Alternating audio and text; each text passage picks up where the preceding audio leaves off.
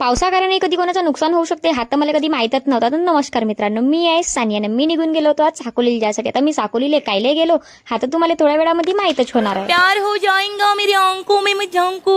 मी लावलो होतो first time lens. तर लेन्स कोण लावलं होतं? माझा होणार होता आज मेकअप. तर कोण करून देणार होती? अश्विनी ताई. अश्विनी ताईने माझा एवढा सुंदर मेकअप करून दिला होता तुम्हाला पहिले काच सांगू. आणि हा साहिल दादा आहे, याचा ड्रेस मी घातलं होतं. ज्याला कोणाला रेंटला लागत असेल तर तो रेंटवर घेऊ शकते.